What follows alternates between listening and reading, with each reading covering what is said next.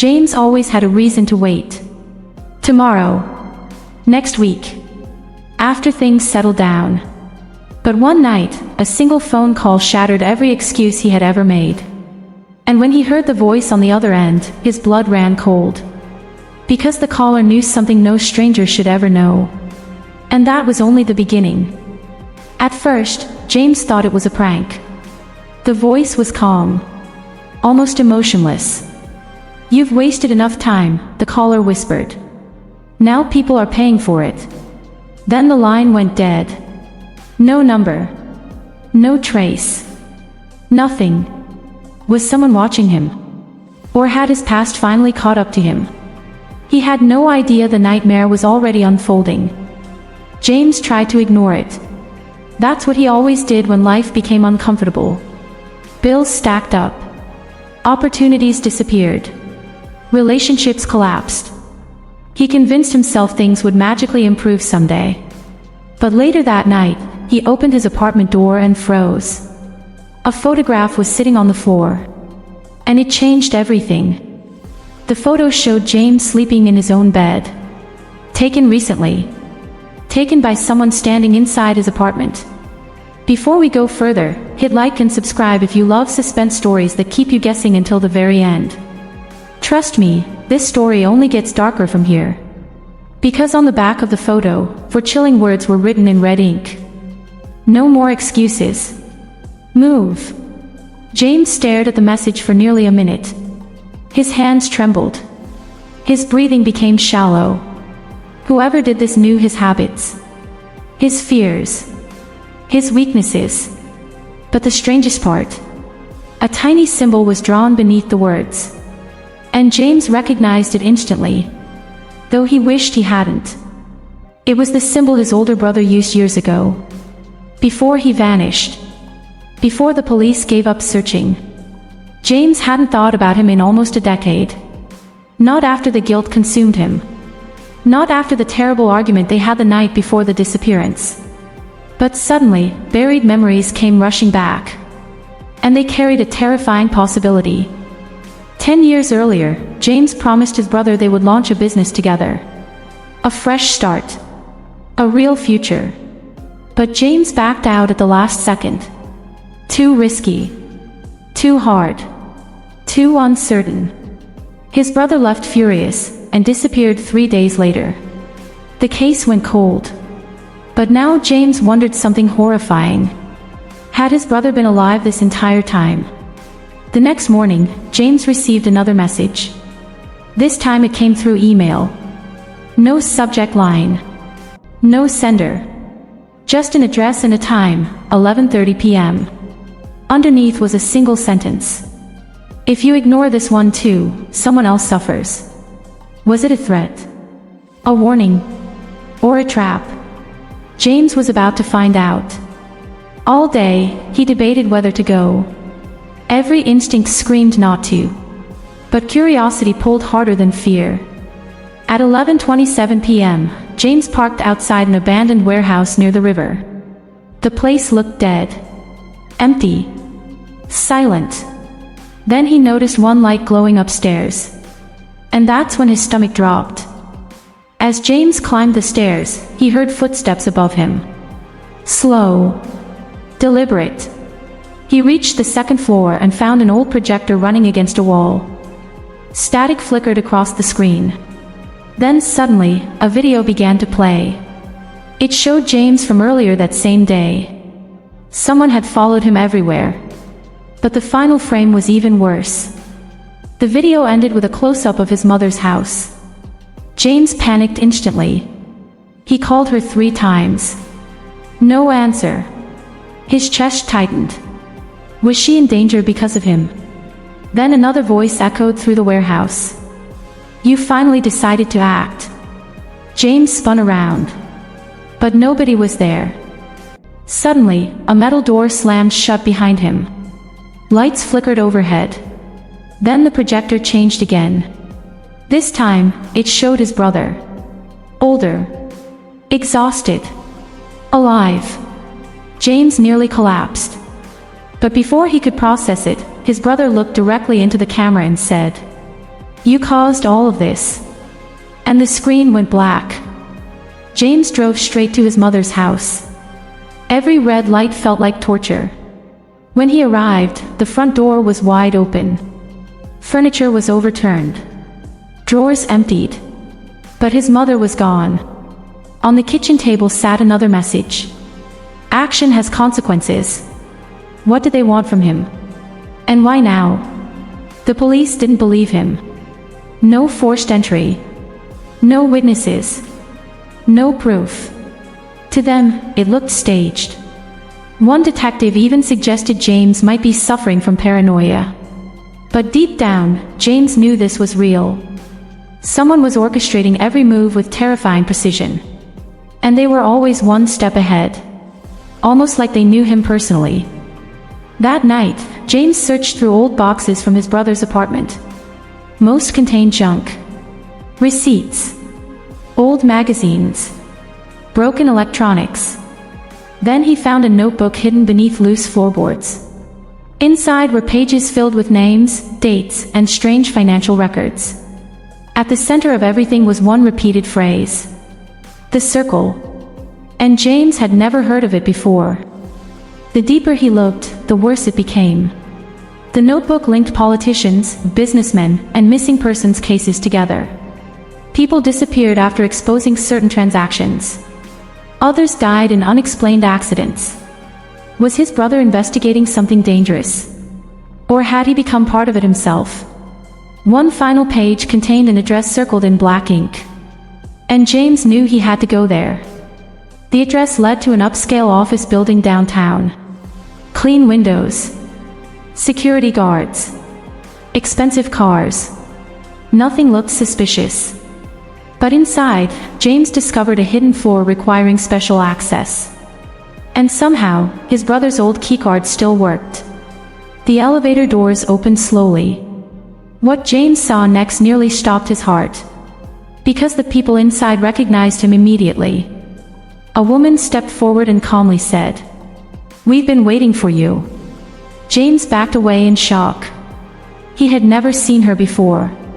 But she knew his full name, his childhood address, even details about conversations he'd had years ago.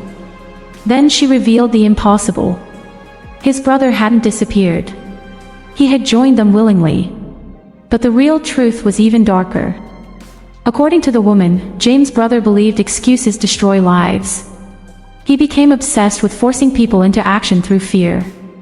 The circle tested people psychologically. Pushed them hard enough, and their true selves emerged. Some became stronger. Others broke completely. And James had been selected as their latest experiment. But who would create something this cruel? The answer stunned him. The founder of the circle wasn't a criminal mastermind. It was his own brother. James refused to believe it. But then a door opened behind him. And there he stood. Older. Colder. Emotionless. "You wasted your life hiding," his brother said quietly. "So I built something that forces people to move." James couldn't speak. Because part of him feared his brother was right.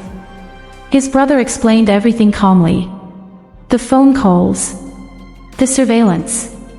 The messages. Even their mother's disappearance. "She's safe," he claimed. "But only if you finish this." Finish what? That's when James learned the horrifying final test. He had 1 hour to expose the circle publicly. Or someone he loved would vanish forever. James was handed a flash drive containing evidence powerful enough to destroy influential people. Politicians. CEOs. Judges. One release could ruin countless lives. But his brother warned him carefully. If you leak it, they'll come after everyone connected to you. If he stayed silent, innocent people would continue disappearing. What choice did he really have? The clock was ticking fast. James rushed to a nearby news station ready to reveal everything. But before entering, he checked the flash drive one last time. And his entire body froze. The files weren't exposing strangers.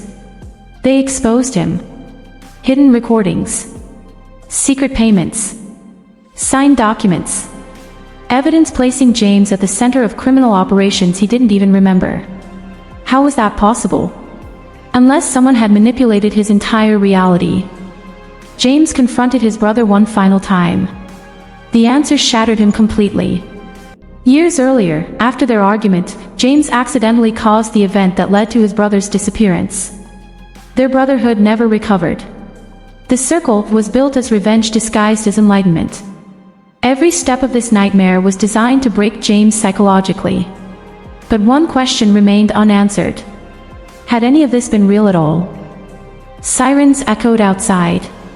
Black vehicles surrounded the building. Men in tactical gear stormed the entrance. His brother smiled strangely.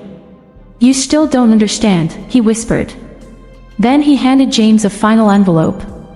Inside was a childhood photo of them together, and one sentence written underneath. "The next choice decides who survives." And that's when the lights suddenly went out.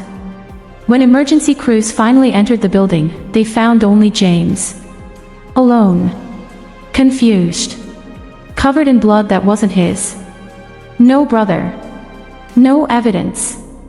No circle. Just one unanswered question haunting investigators for years afterward. Was James the victim of a terrifying conspiracy? Or had he been the mastermind all along?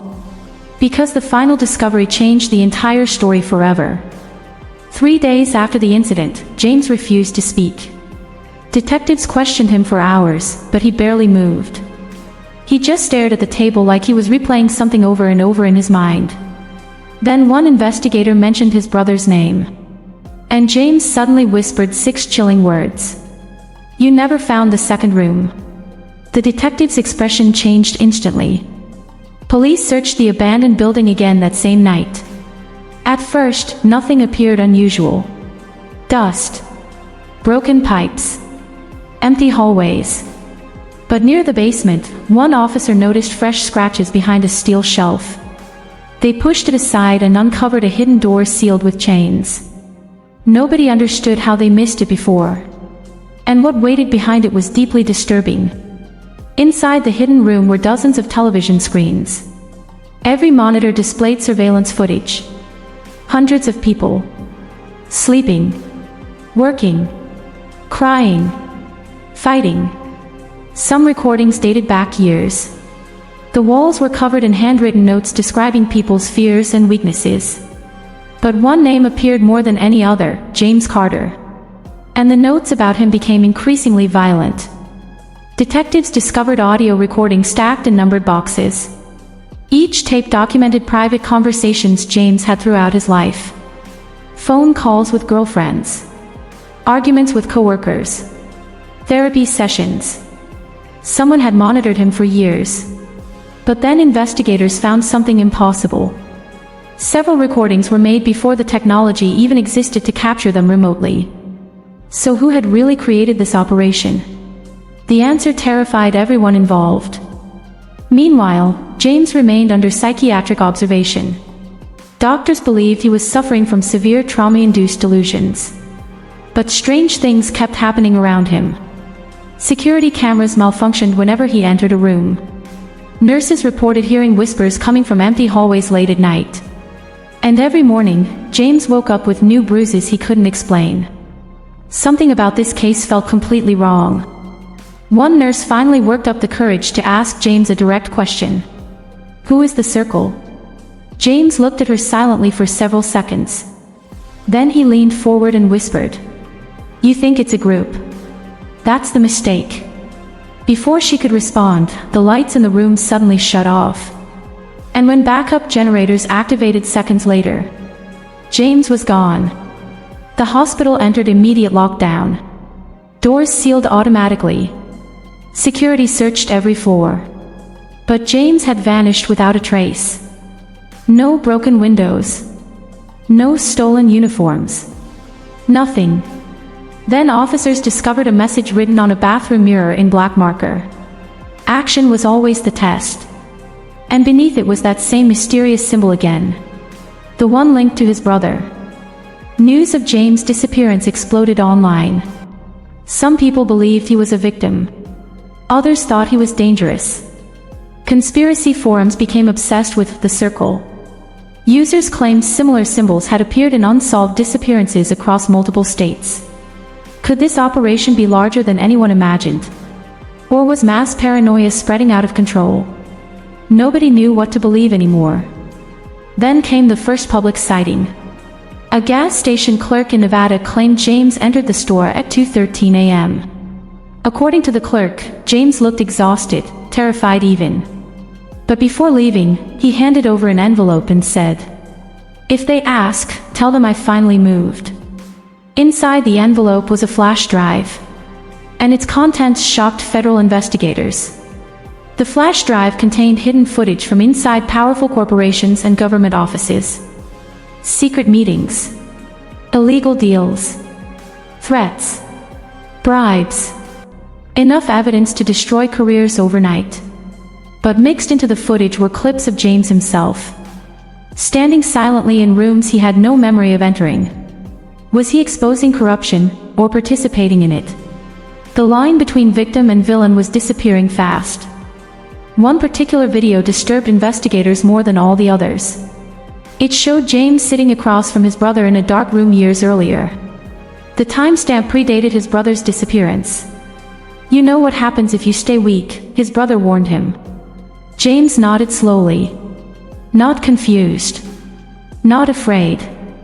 Almost obedient. And that changed the entire timeline of events. Suddenly, detectives reopened old missing person cases connected to the circle. Patterns emerged everywhere. Victims often received strange messages before vanishing. Most messages contained phrases about change, movement, or action. But one detail stood out. Several victims had direct contact with James years before they disappeared. Coincidence? Or proof that James had always been involved somehow? As pressure mounted, one retired detective finally stepped forward publicly. He claimed he investigated the circle nearly 20 years earlier. According to him, it wasn't founded by James' brother at all. The organization already existed long before either of them were born. It recruited emotionally broken people and reshaped them psychologically. And once someone entered, leaving was almost impossible. The retired detective also revealed something horrifying.